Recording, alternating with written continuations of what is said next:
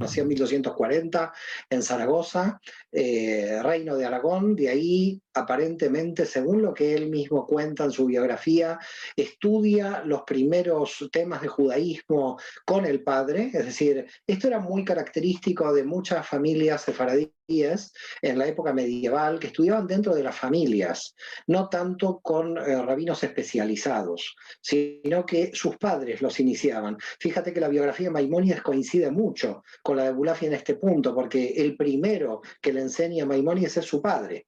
Es decir, que aquí hay un elemento muy interesante, que había un gran respeto como maestro dentro de las familias, y esto es un tema a destacar porque de muchos de todos ellos, aunque llamemos Rabí Abraham Abulafia y lo denominemos Rabí, nunca se supo de estos personajes quién realmente les dio la titulación, la ordenación rabínica, porque según lo que dicen grandes investigadores como Moshe Idel, uno de los elementos claves que tiene el mundo sefaradí, a diferencia del ashkenazí, es de ser muy autosuficientes en el estudio, muy autodidactas. El sefaradí es muy autodidacta. En cambio, en el mundo ashkenazí, tú tienes grandes líneas de pensadores, de tzadikim, que se van de alguna manera maestro-discípulo, ¿no? Entonces, Maimónides puede ser un autodidacta, también Abulafia, en cierto modo. Entonces, nos situamos en 1240. Esto es algo que se conoce, pero lo que no se conoce es con qué año coincidió en el calendario hebreo.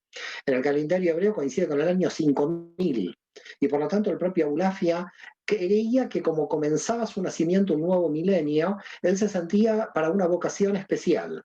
En algunos textos, inclusive, no solamente él se autodenomina profeta, sino que hay algunos textos que nos dan la idea de que podía tener algún tipo de autoconciencia mesiánica.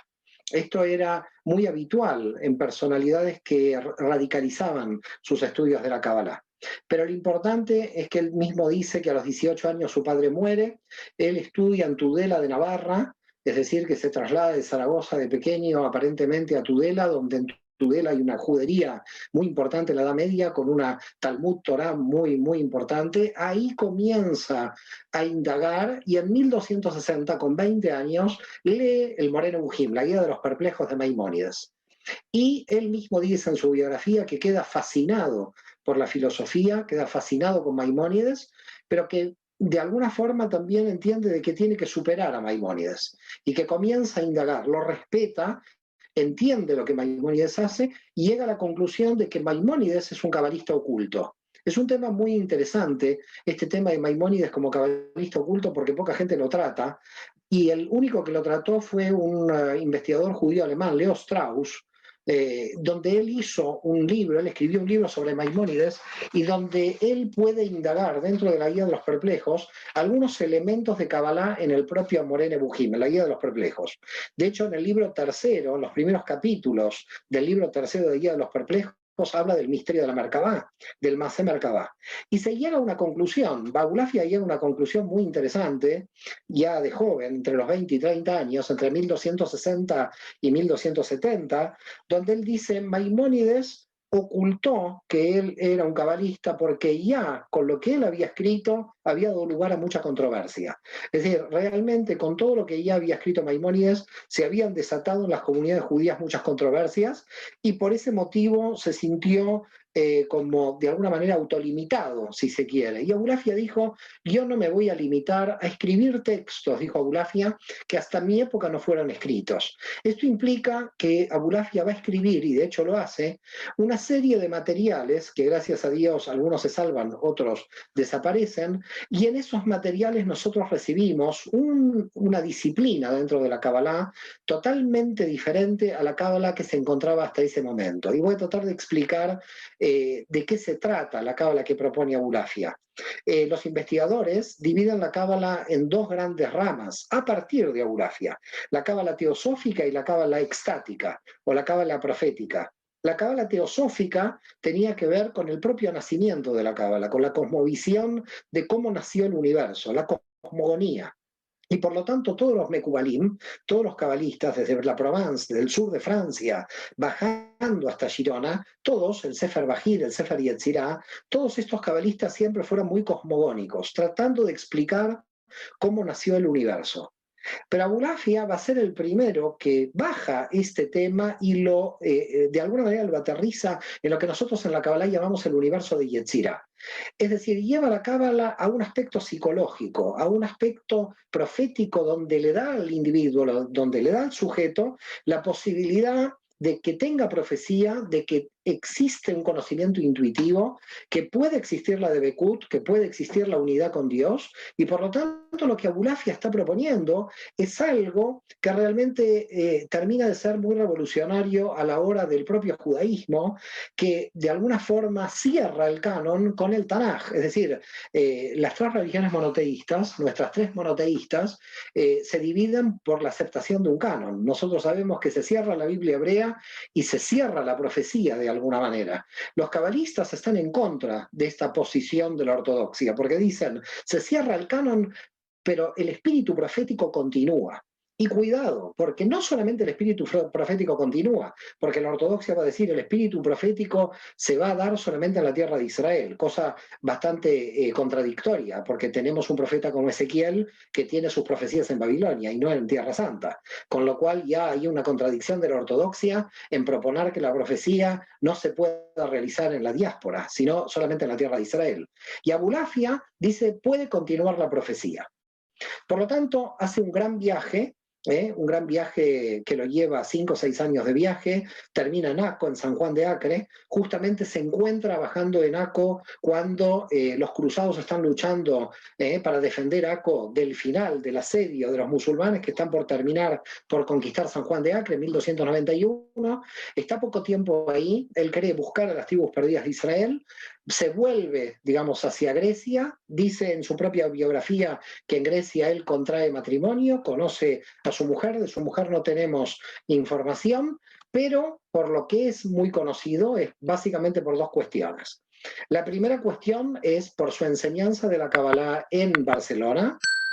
En Barcelona está 2 veces en su vida, entre 1268 y 1271, antes de salir hacia Aco, es decir, está aproximadamente entre 2 y 3 años, y luego en 1280 regresa ya cuando hace su famoso intento de conversión al judaísmo del Papa Nicolás III. Aquí también hay mucho tema, porque aunque dentro de la historia quedó marcado, conceptualizado de que Abulafia intentó convertir al Papa al judaísmo, no sabemos realmente si su objetivo era la conversión del Papa al judaísmo, sino era debatir sobre temas de la Torá, no necesariamente con un intento de una conversión. Pero lo cierto es, y esto está, digamos, en la crónica, de que inmediatamente estaba por llegar, lo iban a detener, de alguna forma también se decía que lo iban a quemar vivo, y el Papa muere. Muere a consecuencia, dice la tradición de la Cábala, de técnicas meditativas que Abulafia utiliza contra sus enemigos, pero vuelve a Barcelona en 1280, está unos años en Barcelona y aquí lo va a atacar en Barcelona Shlomo Ben Adret, es decir, el rabino de Barcelona, que el rabino de Barcelona quiere defender la ortodoxia y el rabino de Barcelona es un tema curioso, Ben Adret, porque ataca a Maimónides y ataca a Abulafia. Es decir, ataca a Maimónides porque entiende de que él dijo claramente, la guía de los perplejos, cuando uno la lee deja más perpleja a la gente. Así dijo Ben Adret. Y además ataca a Abulafia porque entiende que la cábala que él estaba trayendo al seno, digamos, entre los cabalistas, era una cábala que nunca se había estudiado, porque el propio Ben Adret era cabalista. Es decir, aquí nos encontramos con una lucha entre Ben Adret y Abulafia muy interesante. Ben Adret era cabalista, entonces, ¿por qué motivo lo declara loco al propio Abulafia? Porque Abulafia trae una serie de técnicas de meditación donde los investigadores no saben claramente si vienen del sufismo o estas técnicas de meditación vienen del grupo de Hasidai y Ashkenaz, de los cabalistas del sur de Alemania. No queda claro, pero luego vamos a ver cuáles son las técnicas que va a traer Abulafia. Lo cierto es que el rabino lo persigue, le declara loco, cuidado con un rabino que persiga, porque claro, nosotros, a los que nos están oyendo, la gente que nos oye cree que un rabino es el señor que organiza en la sinagoga la liturgia. Esta es la idea que tenemos de rabino hoy. Rabino en la época medieval tenía derecho penal, civil, comercial, es decir, era la autoridad política y legislativa de la judería. Y cuidado que el Ben Adret y los rabinos de Aragón tenían el derecho a aplicar la pena de muerte. Es decir, los rabinos no eran rabinos que te expulsaban de la sinagoga. Los rabinos en la época medieval, si te llegaban a excomulgar, quedabas fuera de la comunidad y quedaba fuera absolutamente de todo. Por lo tanto, era una autoridad muy importante, mucho más de la que nosotros podríamos imaginar en la actualidad. Y por lo tanto, escapa Abulafia de Barcelona, se va a Sicilia, está en Sicilia recorriendo Sicilia, pero recordemos también algo importante, que Sicilia en aquella época era también parte del Reino de Aragón, con lo cual, ¿qué hace Benadret? Envía cartas a los rabinos de Sicilia para que excomulguen y para que lo persigan al pobre Abulafia que seguía siendo perseguido por todas las comunidades. ¿Cómo termina la historia? En 1288, ya con 48 años, estamos hablando de un hombre que con 48 años en aquella época ya era un anciano, se refugia en la isla de Comino, al norte de la isla de Malta, y ahí desaparece en 1292. Es decir, no sabemos ya nada de él, probablemente murió, pero no sabemos dónde está enterrado. Hay una antigua leyenda entre la gente de Malta, que cuando hay una gran neblina en la isla de Malta va a aparecer el alma de Abraham Abulafia y nuevamente va a aparecer Abulafia allí. Con lo cual, esta es la historia de Abulafia y es una historia que si nosotros no hubiéramos tenido los libros y lo que Abulafia nos dejó, probablemente hubiera pasado como una persona menor dentro de la Kabbalah o de la historia judía, pero terminó siendo un grande de la Kabbalah. ¿Y por qué terminó siendo un grande de la Kabbalah? Porque con el tiempo, y estamos ya hablando casi probablemente 300 años después, va a ser rescatada las técnicas de Abulafia por uno de los grandes maestros de la Kabbalah de Safed, que es Moisés Cordovero. Y Moisés Cordovero va a tomar las técnicas de meditación de Abulafia y las va a instaurar como las mejores técnicas que van a tener los cabalistas para la conexión con la divinidad. Es decir, aquí Abulafia queda como reconocido oficialmente dentro de la Kabbalah en el siglo XVI por el Ramak, como lo llamamos, Rabbi Moshe Cordovero. Y Cordovero lo inserta de manera copia, podríamos decir, algunos textos que estaban solamente en manuscritos, porque recordemos también algo muy importante. Los textos en hebreo de Abulafia, que los pueden ver aquí en mi biblioteca, que son estos textos en azul, estos libros que pueden ver en azul, se publicaron del 2000 al 2010 en hebreo. Hasta el año 2000, todas las informaciones de Abulafia están en manuscrito. Es decir, que solamente conocían a Abulafia aquellos que copiaban un manuscrito y lo pasaban a un alumno o a un discípulo. Podemos decir en líneas generales que Abulafia fue un desconocido hasta las investigaciones de Moshe Idel en la década del 80, es decir, estamos hablando de hace 30 o 40 años, y hasta la aparición de los libros de Aryeh Kaplan. Así que poca gente, a no ser los cabalistas ocultos, conocían estas informaciones. Pero en el Pardes Rimonim, que sí el Pardes Rimonim sí fue publicado, en el Pardes Rimonim, como digo, Cordovero sí pone muchas de las técnicas de meditación. ¿Y qué es lo que he realizado para el CIDICSEF? He traído mi Pardes Rimonim, que lo tengo aquí, para que les muestre, claro, porque explicar esto es imposible en una conferencia, pero vamos a intentar explicar alguna cosa. He traído algunas de las meditaciones del Pardes Rimonim de Abraham Abulafia para que las puedan ver aquí. Esto, por supuesto, hay que explicarlo mucho porque no es tan fácil lo que están viendo, pero para que puedan ver las técnicas de meditación de Abulafia, que sobre todo utiliza el método circular del cual vamos a hablar. Entonces, la pregunta, las primeras cuestiones aquí es, ¿cuál es la sustancia de su pensamiento? Ya dejo la biografía. Vamos a los próximos 20 minutos a hablar de la sustancia del pensamiento de Abulafia, luego finalmente vamos a hablar con respecto a Maimónides. La sustancia del pensamiento de Abulafia es: existen velos detrás de la materia, donde detrás de la materia todo es energía. Esto lo saben todos los que estudian Kabbalah. Detrás de la materia todo es energía. Detrás de la energía hay información. Por lo tanto, detrás de la energía, cada energía está compuesta por información. Es decir, ¿qué es lo que hace la materia? La materia revela energía. ¿Qué es lo que hace la energía? La energía revela información. Por lo tanto, lo que hay de base en la estructura del universo es información. Y por lo tanto, como hay en la estructura información, nosotros tenemos que acceder a esa información para poder manipular las energías y la materia. Es decir, lo que viene luego, que es energía y materia, son revestimientos solamente de la información. ¿Cómo llegamos a esa información siendo nosotros cuerpos de materia? Pero nuestra alma tiene diversos niveles.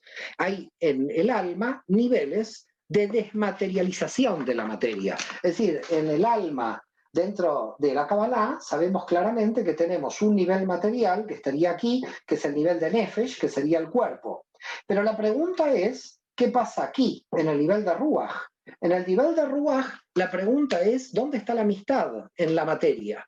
¿Dónde se puede ver la amistad en la materia? Es decir, si alguien quiere comprar la amistad, no la puede comprar en el almacén, en el súper, porque es un intangible. Ese intangible es un sentimiento y un pensamiento en la psique del individuo, es un inmaterial. Y por lo tanto está en el Ruach, en el nivel de Ruach, en el nivel de la psique. Pero detrás de la psique está el nivel de la Neshama. Y en el nivel de la Neshama está las causas ocultas por las cuales el alma vino a este mundo, es decir, el sentido de la vida, el sentido del alma por el cual vino a este mundo.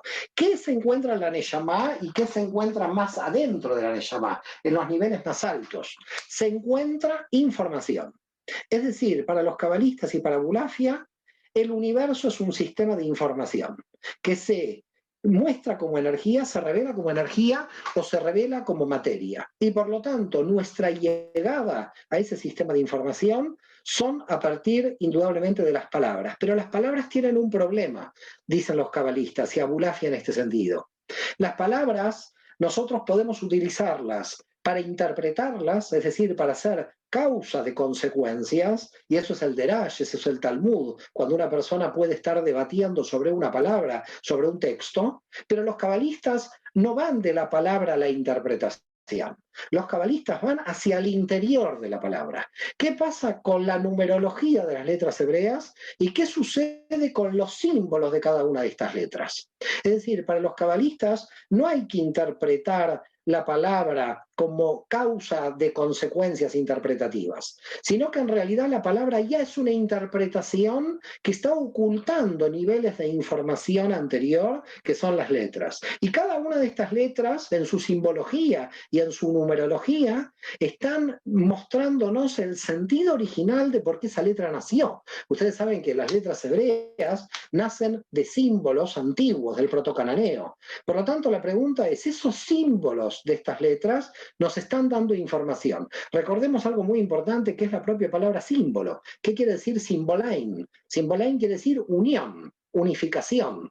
Porque cuando yo percibo un símbolo, tomo conciencia de una realidad, de un sentido que el símbolo me está produciendo sobre mí. Es decir, la liturgia, sea cristiana, sea islámica, sea judía, toda liturgia tiene una serie de símbolos para activar una conciencia de revelación. Por lo tanto, ¿qué es el símbolo? El símbolo revela algo que está oculto y me une a lo inmaterial que está detrás del símbolo. Hay algo inmaterial detrás del símbolo que yo no puedo acceder y que por lo tanto solo a partir de ese símbolo, con lo cual el símbolo me da información solamente por su propia existencia.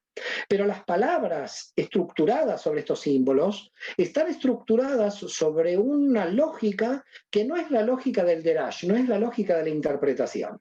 ¿Y cuál es la lógica? Y entonces ahí encuentra la Kabbalah lo que es el pensamiento circular. Y vamos a hacer un análisis para que ustedes puedan ver rápidamente lo que es un pensamiento circular. En el pensamiento lógico, yo puedo hacer este símbolo y voy a decir, esto no es igual a esto, esta flecha es opuesta. Esto sería la lógica de nuestro pensamiento, ¿ok? La lógica de nuestro pensamiento es que si esta flecha va para un lado y esta flecha va para el otro, indudablemente no son iguales. Yo no puedo decir que estas son iguales. Esto es imposible. Pero desde la lógica circular de Abulafia, es posible que esto sea igual. Ahora, la pregunta es, ¿pero qué esto es magia? ¿Cómo es posible que esto que claramente se puede ver aquí, que es diferente, esto pueda llegar a ser igual? En el sistema circular, si nosotros ponemos esta flecha aquí y esta flecha la empezamos a hacer circular, esto va a quedar así, de manera circular. No sé si lo pueden ver. Es decir, en el círculo, esto es igual a esto. En el círculo, esto que en la lógica es contrario a esto, en realidad es lo mismo.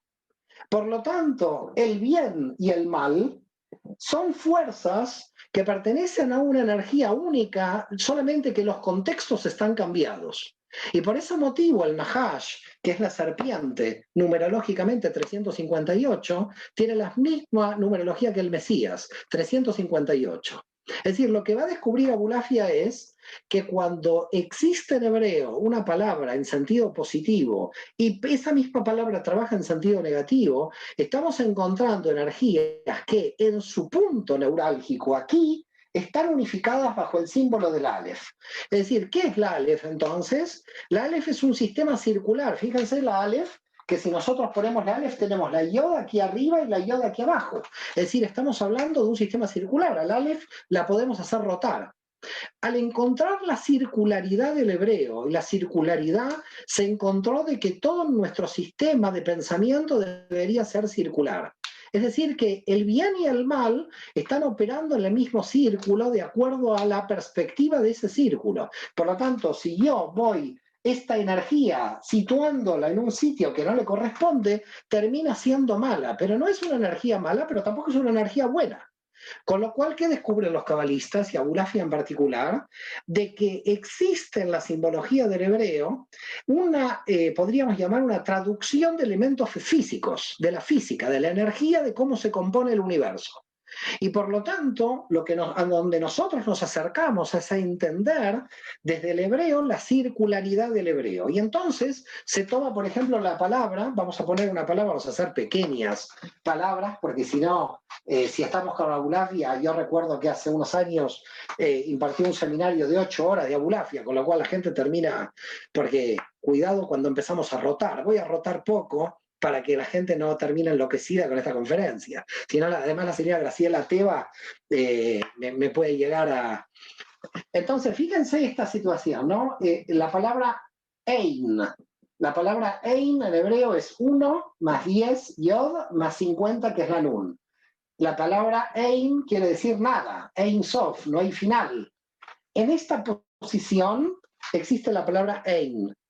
La Aleph es el punto de circularidad, con lo cual no rotaría. La Aleph queda como punto en el círculo. Ahora vamos aquí, la Aleph no la dejamos rotar, pero sí rotamos entonces la Yod y la Nun, que son las más materiales del sistema, porque la Aleph es el punto de circularidad del sistema. Y aquí tenemos la palabra Ani, que la palabra Ani en hebreo es yo. ¿Qué quiere decir? Que yo soy nada. Nosotros no somos yo, nosotros somos yo porque estamos viéndonos aquí en el círculo. Pero si nosotros empezaríamos a rotar dentro del círculo, nos encontraríamos que seríamos nada. Y la nada, cuando vuelve a rotar, se encuentra otra vez en Aní. Aquí nos encontramos con muchísima cantidad de palabras que en hebreo van circulando y van teniendo el mismo efecto, lo cual llegamos a la conclusión que en cierto modo lo que descubre Abulafia es un secreto dentro de la gramática hebrea. Por eso la Kabbalah se puede denominar una filosofía de la gramática hebrea, porque en realidad está trabajando numerológicamente con energías que están derivadas de esas letras. Vamos a otra palabra para dar otro ejemplo. La palabra Aleph Taf. Esta palabra Aleph Taf, en general, si le ponemos el signo de más, es la palabra Ot. El signo más siempre en Cábala es la Baf, que es la Y. Esto es Ot. ¿Qué quiere decir Ot? Otiot. Esto quiere decir letra. Es decir, que letra es una palabra muy curiosa, la palabra letra, porque la palabra letra es del Aleph a la Taf, de la primera letra a la última letra es la palabra letra, con lo cual ya hay una cosa muy rara en la propia palabra letra. Ahora rotemos la palabra letra, demos vuelta aquí, aquí la Aleph no juega como circular, porque está dentro de la sustancia, y entonces aparece la palabra to o la palabra ta, que es célula. Entonces la célula tiene dentro información como la letra. Y cuando nosotros aprendemos algo, es decir, insertamos la letra dentro nuestro, estamos cambiando a nivel celular. Lo que descubre Abulafia es lo que los cabalistas franceses de principios del siglo XXI descubrieron, lo que se llama biohermenéutica. Biohermenéutica implica que a medida que tú vas estudiando y van entrando nuevas ideas, esas ideas van cambiando la naturaleza genética de la persona, va cambiando el sistema, va creando dopamina, va creando elementos químicos dentro. Es decir, no es que solamente el elemento químico crea la felicidad, sino que la felicidad es la que produce los elementos químicos. Lo que está diciendo Abulafia en el siglo XIII es que mientras nosotros tengamos una comprensión mayor del sistema de información, estamos llegando a niveles del alma que no se han revelado en los niveles inferiores. Es decir, los niveles superiores del alma pueden detectar cuestiones o energías que en el potencial nosotros no sabemos que tenemos. Por lo tanto, nuestra alma, desde el punto de vista de la Kabbalah y de Abulafia, es mucho más potente de lo que nosotros podemos llegar a comprender. Y la potencia no la podemos desarrollar por nuestras propias limitaciones mentales, al no poder comprender la circularidad del sistema y al quedarnos en un sistema de bien o mal, en un sistema dual. Y fíjense que el sistema dual, es decir, lo contrario del símbolo, que es con lo que trabaja Abulafia, el símbolo con las letras hebreas, es el diabolos. El diabolos es la división. Es decir, cuando se habla de alguien que está en una posición de diablo, es que está rompiendo el símbolo, está rompiendo la conexión con la conciencia de la matrix divina. Por lo tanto, si yo tengo una conciencia con la matrix divina, utilizo el símbolo para captar una energía desde la matrix.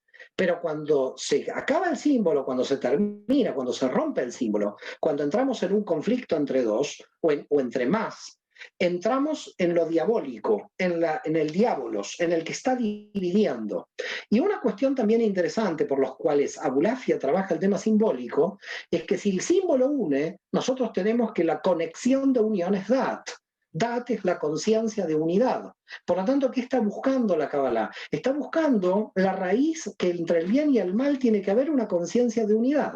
Y por lo tanto, si encontramos esa conciencia de unidad, si supiéramos conducirnos dentro de esa circularidad, podríamos permanentemente rectificar hacia el bien cuestiones que no deben ser anuladas. Por eso dice el Talmud y toda la tradición judía, el Yetzer Hará no hay que anularlo. Esto mucha gente no lo entiende. ¿Cómo la tendencia al mal no hay que anularla? Esto, uno quiere luchar contra su tendencia al mal, deberíamos ir contra ella. Los cabalistas dicen, no hay que anularla. ¿Cómo no hay que anularla? No, hay que transmutarla, hay que cambiarla dentro del círculo, porque no vamos contra esa energía, vamos contra la posición que tiene esa energía dentro del contexto. Por lo tanto, hay que cambiar la posición.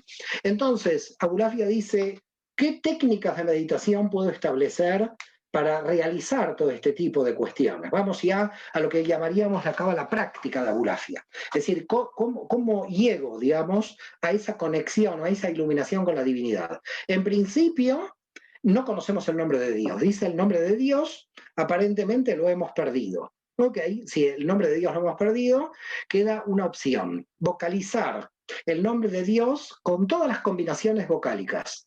Y si hacemos una combinación vocálica absoluta de todas las combinaciones vocálicas posibles con el nombre de Dios, una tiene que ser la que decía el sumo sacerdote en el templo de Jerusalén.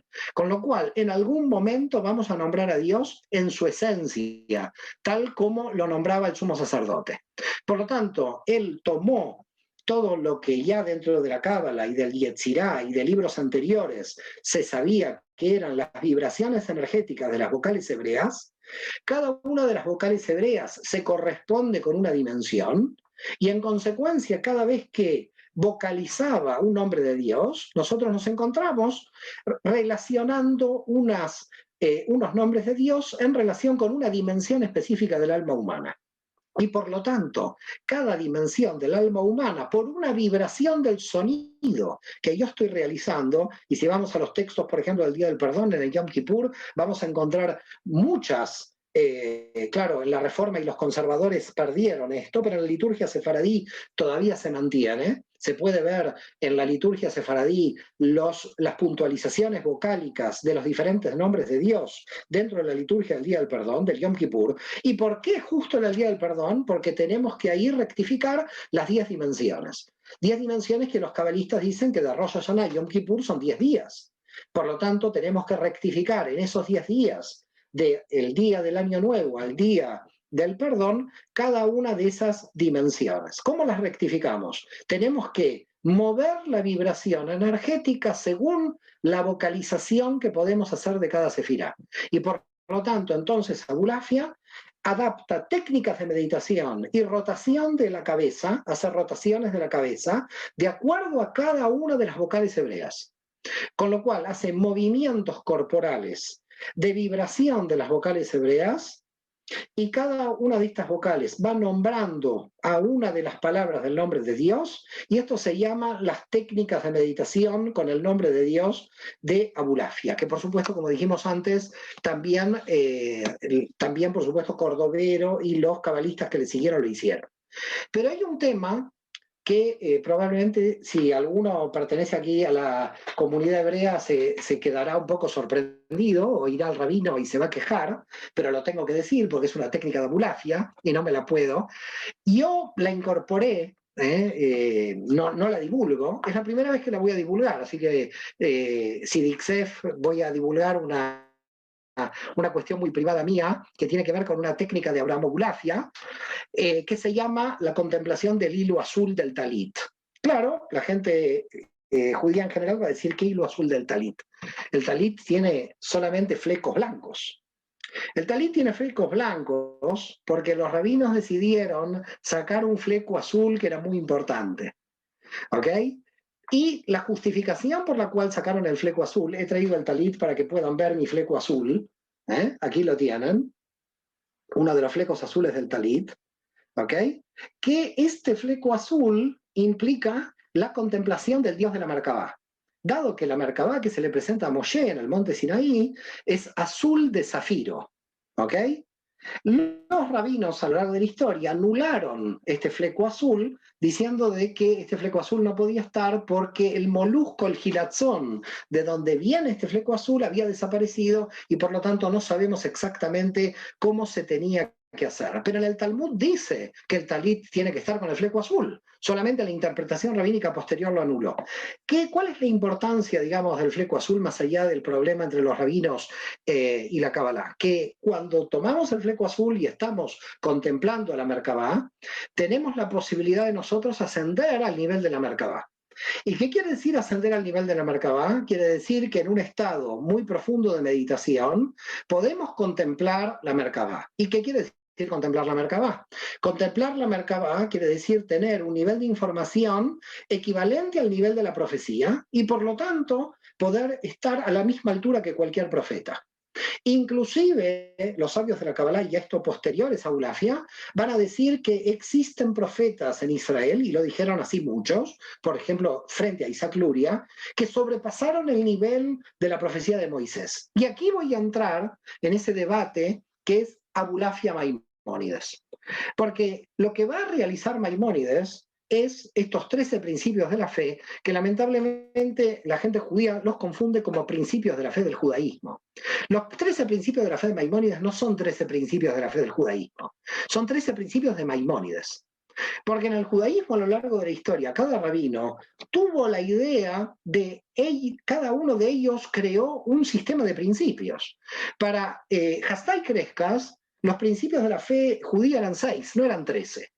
Para Yosef Albo los principios de la fe eran 3, no 6 ni 13.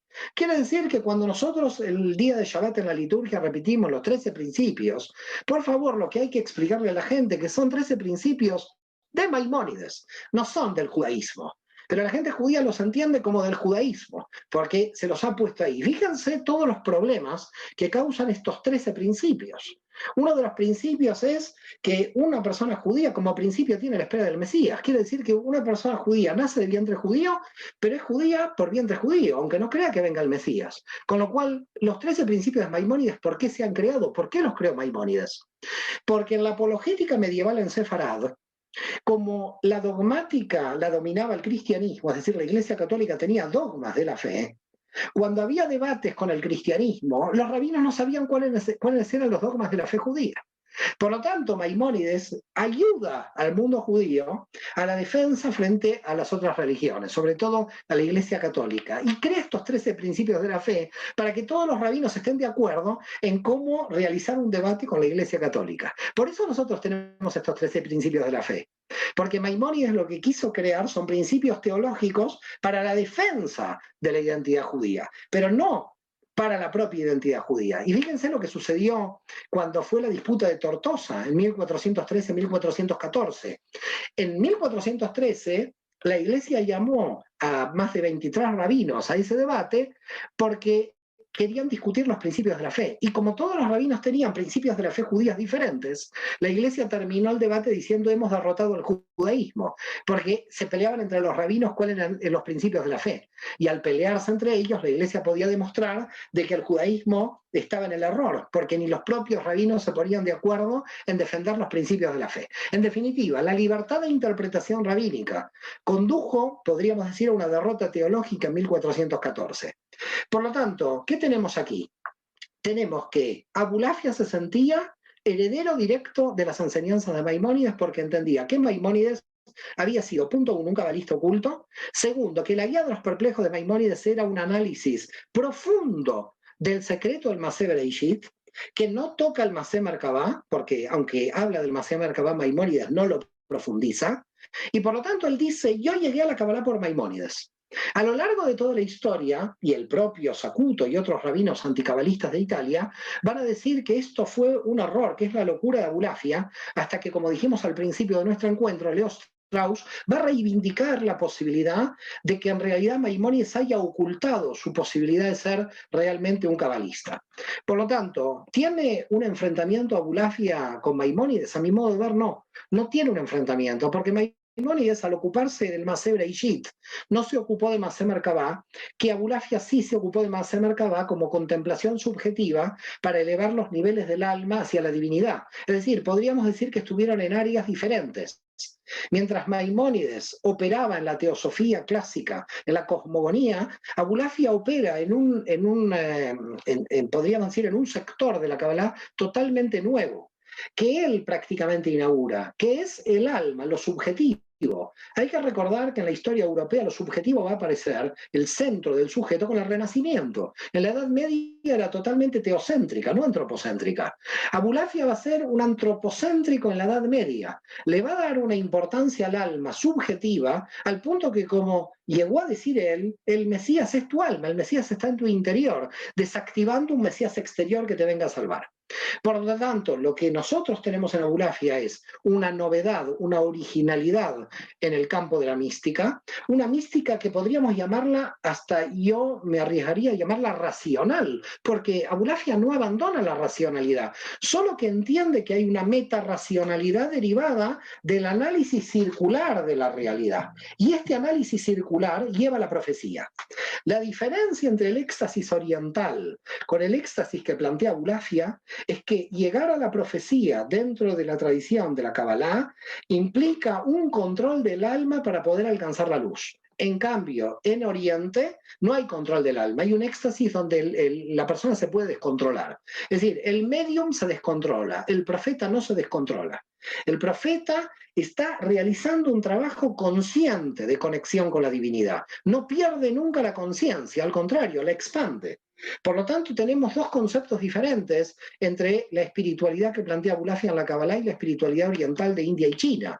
La espiritualidad de Abulafia tiene que ver con una expansión del nivel de conciencia, hay aumento del nivel de conciencia, no hay pérdida de la conciencia.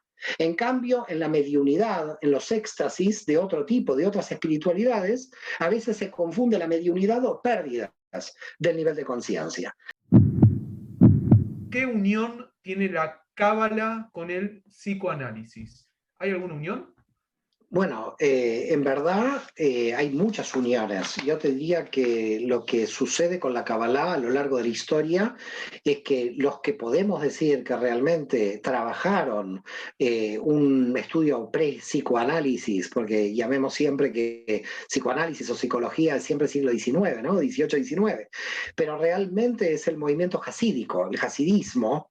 Luego, el que comenzó ya a hablar del alma, es decir, en realidad, Abulafia, que fue minoría, claramente, que quedó muy solo en la Edad Media, a medida que se fue desarrollando la Kabbalah, fue teniendo cada vez más fuerza al punto de que llegamos con Cordovero, con Luria en el siglo XVI, a ya tener un estudio de las Sefirot prácticamente a nivel psicológico, Es decir, porque cada alma tiene esta sefirot y como fractal la mente humana, y por lo tanto lo que podríamos decir es que ya a partir de Cordovero y a partir de, no tanto de Luria, porque Luria era más cosmogónico, pero Cordovero ya podríamos decir que hay claramente un análisis psicológico. Y ni hablemos del hasidismo, porque el hasidismo sí ya va por todas a la cuestión psicológica, a la cuestión del tikkun, ¿no? De la teshuvá y del tikkun. Pero esto podríamos decir que Abulafia es como un precursor de todo esto, de este movimiento. Es decir, es muy querido por esto, porque abre. Él mismo dice que estudió con con otro cabalista anterior. Yo tengo su libro, todavía no lo he estudiado, que es un exégesis del Sefer Yetzirah de Yehudá de Barcelona. Esta obra es del siglo XI, ¿ok? Y es una interpretación de la cual estudió Abulafia. Así que en realidad, Ilan, tengo la obra raíz de donde estudió Abulafia Cábala, pero todavía no he tenido tiempo de estudiarla. Pero esta es la obra raíz, es decir, Yehudá de Barceloni, Yehudá Barzilai de Barceloni, Barzilai, para la gente del Sidixef, lo digo, del siglo XI, de Barcelona. Esta obra es la que podríamos decir es la inspiración por la cual estudió Abulafia. ¿Ok? Entonces, total, una relación total con la psicología. De hecho, un libro mío, el de Editorial Kairos, es un análisis de cada una de las escuelas de psicología en relación con la Kabbalah. Porque lo que la Kabbalah tiene es que prácticamente te diría que abarca todas las escuelas al analizar cada sefirá. Porque desde cada sefirá tenés, mira, constelaciones familiares, psicodrama, Netzach, la palabra hablada en el lenguaje, Od, tenés prácticamente todas. Entonces es un estudio holístico, pero es una holística organizada. Es un poco lo que Ken Wilber va a intentar hacer con la psicología transpersonal, pero que lo tiene que hacer prácticamente solo como sistema, y la Cábala lo tenemos como sistema desde el siglo XIII.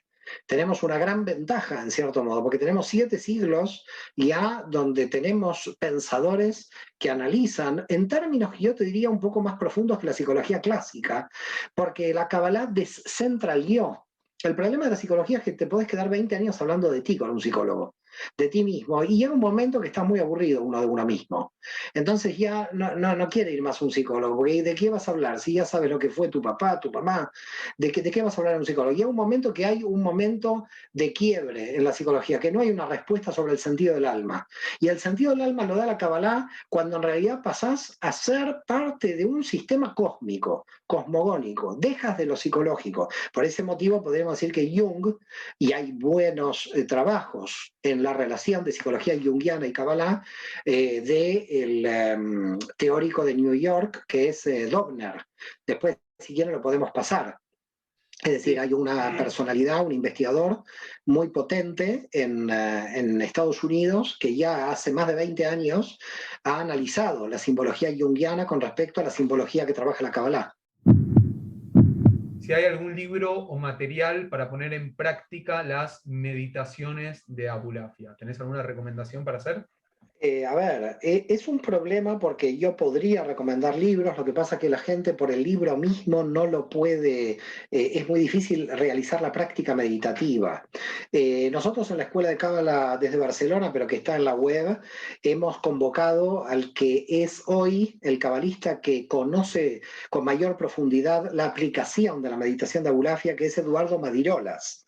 Eduardo Madirolas, que vive en el Escorial, y que nosotros le hemos tenido con un curso que está grabado dentro de la escuela, va a ser un segundo curso más avanzado. Él es una de las pocas personas en el mundo que conoce cómo se realizan las meditaciones. Por ese motivo es un problema. Yo te podría recomendar libros, pero la persona va a ver un libro y va a ver letras hebreas con vocales que quizás no sabe ni cómo pronunciarlas o cómo cantilarlas. Entonces, creo que lo importante sería tener el libro, pero tener un maestro que te pueda enseñar la meditación. Entonces, yo creo que podría uno eventualmente comprar el libro de Meditación y Cábala, a ver dónde lo tengo, no lo tengo a mano ahora, pero el libro de Meditación y Cábala de Aryeh Kaplan es una obra que yo creo que ahí hay grandes meditaciones importantes, están las de Abulafia allí, y además tendrían que, para mí, tomar contacto con Eduardo Madirolas y realizar un curso con él, porque es muy difícil solamente con un libro tener idea, tienes que estar guiado en una meditación, porque en la Kabbalah las meditaciones son muy estructuradas. Hay meditaciones de muy alto nivel que no se enseñan, ¿eh? Es decir, por ejemplo, hay una meditación del capítulo 4 de Sharei Kedushá, de las puertas de la santidad de Jaim Vital, que son meditaciones peligrosas. Entonces hay niveles de meditación que no se enseñan. Bien. Y por supuesto que iba a salir otra pregunta más preguntando qué libros se pueden conseguir en la actualidad, tanto en Argentina como en España, no importa si está en español o en inglés. ¿Tenés algún libro para decir? Mira, de bibliografía es de acuerdo a qué nivel en Cábala se encuentra la persona. Si la persona está comenzando recién, hay muy buenas obras. La primera obra que uno tiene que leer antes de empezar a hablar es, por supuesto, la historia de la Kabbalah de Gershom Scholem. Esa sería la número uno, la clave. A partir de ahí tiene que entrar con Moshe Idel, la obra de Cábala de Moshe Idel, de Editorial Ciruela, y las obras en poética y literatura de Cábala son de Mario Satz, hay muchas que Mario Satz tiene muy buenas. Yonet Salai, el cabalista joven de Uruguay que murió, tiene pequeños libros de Kabbalah que son también muy buenos. Yo creo que por estos libros uno puede entrar. En un segundo nivel estaría, por ejemplo, el libro Sod 22, que es de mi autoría, pero en un segundo nivel. Yo el de Sodom no sé si lo recomendaría en un primer momento, porque quizás habría que leerlo sin las notas de pie de página, para poder leerlo en una primera lectura. Entonces, en una primera lectura, yo creo que Mario Satz, Yonet Salai, estos serían los libros que yo recomendaría. Por eso, las recomendaciones en Cábala son como difíciles porque hay que saber en qué nivel se encuentra el alumno. Asumo con esto último que dijiste, asumo que podés responder a la próxima pregunta, y si hay algo que siempre despierta la Kabbalah, el misticismo judío, son estas dudas que dicen, ¿por qué se le da el término de peligroso a la meditación? ¿Por qué hay una cierta zona ahí extraña por investigar, por así decirlo? No es extraña, es decir, a un bebé no le puedes dar carne. No es extraña. Hay niveles. No puedes llevar a un niño de 6 años a la universidad, porque es que no va a entender. Es decir, ¿por qué motivo no puedes enviar a un niño de 6 años a la universidad? Lo puedes enviar, pero el tema es, ¿está preparado su vasija para recibir esto? Yo creo que hay que ser muy cautos en temas de Kabbalah. Hay que ser muy cuidadosos y muy prudentes. Y con la prudencia se va más rápido en Kabbalah. Cuando alguien se lanza a la luz directamente, fíjate que el filósofo Levinas va a decir, la Torah está diseñada no para buscar a Dios, sino para poder soportar la luz de Dios. La Torah no está diseñada para buscar a Dios. La Torah está diseñada para tener las gafas suficientes de poder resistir la luz de Dios. Y esto, a mi modo de ver, es lo que sucede en la Cábala, porque en la Cábala lo que puede pasar es que cuando llegas a un nivel de Cábala te das cuenta de que todo el mundo, como dice Nachman de Bratslav, es mentira. Que lo que nosotros vemos es energía donde hay pensamiento atrás. Y entonces no podrías tener familia, ni pareja, ni vivir, ni trabajar si te das cuenta de que todo el mundo es mentira. Pero en un nivel, todo este mundo es falso. Porque en un nivel, lo que es verdadero es la energía y lo que es verdadero es el pensamiento detrás de la energía. Pero como no se puede vivir así, porque vivimos en la materia, es decir, vivimos con un cuerpo y tenemos que operar en la materia, el tema de alguien que llegue a esos niveles de pensamiento es que tiene que estar muy enraizado en los niveles de la materia. Es decir, una de las obligaciones que tenemos todos aquellos que estudiamos Cábala es nunca perder la conexión con la materia. Porque si perdemos la conexión con la materia, el problema de la espiritualidad es que puede ser una espiritualidad de fuga de la materia. Es decir, gente que sube a los universos superiores porque emocionalmente no puede con las limitaciones de la materia. Nosotros no subimos a la luz en la Kabbalah. En la Kabbalah subimos a la luz para bajar la luz a este mundo. La carta de Shimon Ben Aderet, el rabino que se dice que una de las cartas destruyó por varios siglos la Kabbalah de Abulafia y también de los principios de Maimónides. ¿Existe ese texto? ¿Se puede conseguir Sí, una sí. de esas cartas? Bueno, primero, Pepe, gracias por tus palabras, un cariño estar contigo, verte aquí.